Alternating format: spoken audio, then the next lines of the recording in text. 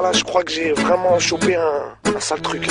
Un virus, ça vous chatouille, ça vous gratouille, c'est-à-dire Encore pire que la cage, le virus hexagonal, la fièvre coloniale, le sexisme et libéral, allergique aux musulmanes, au SDF et aux tziganes. Eh ouais camarade, je suis français mais je me soigne. Encore pire que la cage, le virus hexagonal, la fièvre coloniale, le sexisme et libéral, allergique aux... Nous avons monsieur Maître Lutti, que vous avez peut-être vu dans une vidéo, qui apporte le témoignage qu'a subi aussi son enfant à l'école.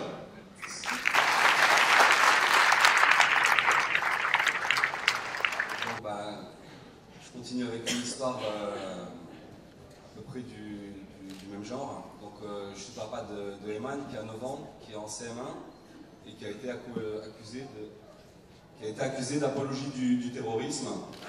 Donc je répète si les gens n'ont pas entendu, donc qui a 9 ans, qui est en CM1. Alors je vais d'abord commencer par les conclusions du procureur et la réalité des faits. Donc ce qui se passe, c'est que ça se passe pendant la minute de silence qui a eu lieu, je ne sais pas, quelques jours après les assassinats. Je ne me rappelle plus précisément, donc il y avait le mercredi, le vendredi, enfin bon.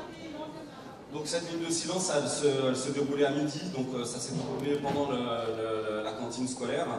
Donc il y a les enfants dans un réfectoire, ils sont une centaine, et il y a le personnel de cantine qui encadre cette minute de silence. Voilà. 2 enfants ne respectent pas la minute de silence. Mon gamin respecte la minute de silence, reconnue par les personnels de cantine. Donc après ils partent manger, et là il se trouve qu'il y a une dame des personnels de cantine qui elle travaille pour les maternelles et qui a son fils en CM2 de l'autre côté à la primaire. Donc à midi elle aime bien, elle passe lui dire bonjour, voilà, c'est une bonne occasion.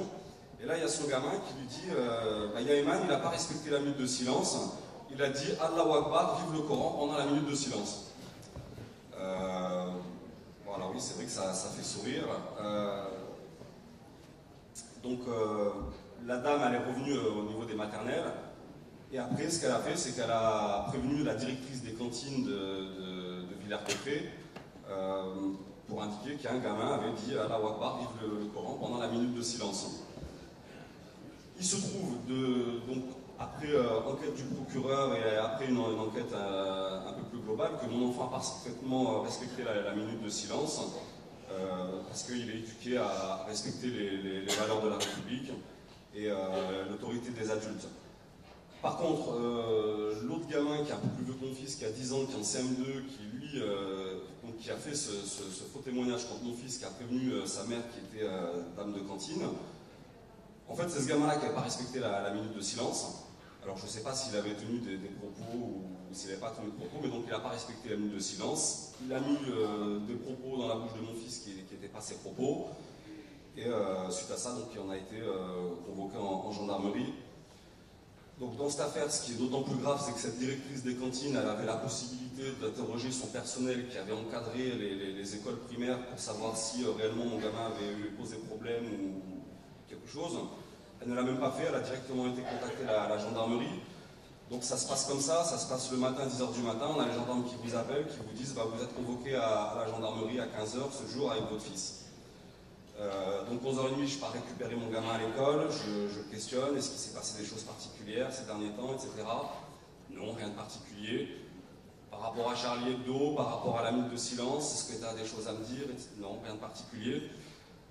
Donc il est convoqué pendant les horaires de cours, donc il saute l'école, il va à la gendarmerie, là il est questionné pendant 1 heure, qu'est-ce que tu penses de Charlie? Oui, c'est ce qu'on pose comme question à un enfant de 9 ans, donc mon gamin malheureusement il ne se sentait pas Charlie, donc il a dit, il l'a dit aux gendarmes, il a dit je me sens pas Charlie, mais bon, enfin, après...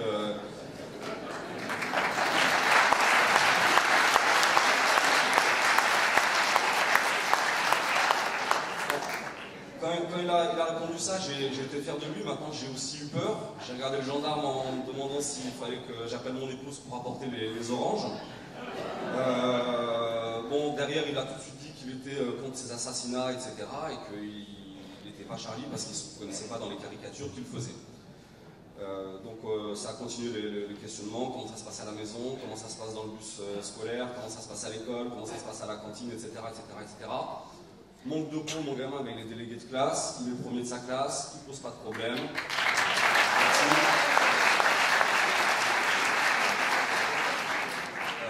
Sans charger l'autre gamin, c'est complètement l'opposé, donc celui qui a dénoncé mon fils et enfin, qui est à l'origine de l'histoire, même si l'histoire, c'est bien les adultes qui sont responsables. Donc au bout d'une heure d'interrogatoire de mon fils, j'ai cru que c'était fini, donc 4h30 je devais récupérer mes autres enfants à l'école. Donc le gendarme me dit qu'il veut m'entendre également, donc je lui demande si je peux partir, aller chercher mes enfants, etc. Il me l'accorde, je reviens donc une heure après, et là il m'entend pendant une heure. Suite à ça, le lendemain, je me suis rapproché de l'école, j'ai été voir donc, le directeur de l'école qui m'a indiqué être informé de cette affaire, qui trouvait qu'il ne la comprenait pas, donc je ne savais pas à cette époque que ça venait des services de cantine, donc il m'a dit que ça venait des services de cantine, il m'a confirmé que mon gamin ne posait pas de problème et qu'il avait même été moteur dans toutes les actions qui ont suivi, donc ils ont fait des échanges de prénoms, je suis un tel, avec les autres camarades de classe. Voilà. Donc après avoir un petit peu enquêté, après avoir appris que le gamin à l'origine de la dénonciation, c'était lui qui n'a pas respecté la minute de silence, etc., j'ai décidé de porter plainte également. Merci. Donc j'ai éteint la gendarmerie comme un citoyen, j'ai indiqué que je voulais porter plainte pour faux témoignage. Le gendarme a requalifié la plainte en dénonciation calomnieuse. À la suite de quoi j'ai été contacté par un avocat et par le CCIF qui m'ont aidé à requalifier la plainte. Et donc la plainte a été posée par mon avocat directement au procureur de la République de Soissons.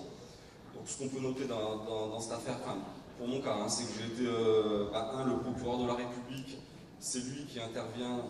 Donc moi j'interviens le vendredi à la radio, j'explique l'affaire.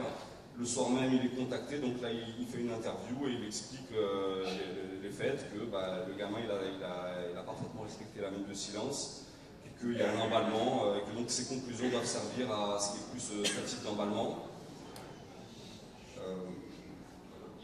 Voilà ce que je peux en dire pour l'histoire de mon fils. Ouais, je crois que j'ai vraiment chopé un sale truc. Un virus, ça vous chatouille, ça vous gratouille, c'est-à-dire Encore pire que la cage, le virus hexagonal, la fièvre coloniale, le sexiste et libéral, allergique aux musulmanes, aux SDF et aux tziganes. Eh ouais camarade, je suis français mais je me soigne. Encore pire que la cage, le virus hexagonal, la fièvre coloniale, le sexiste et libéral, allergique aux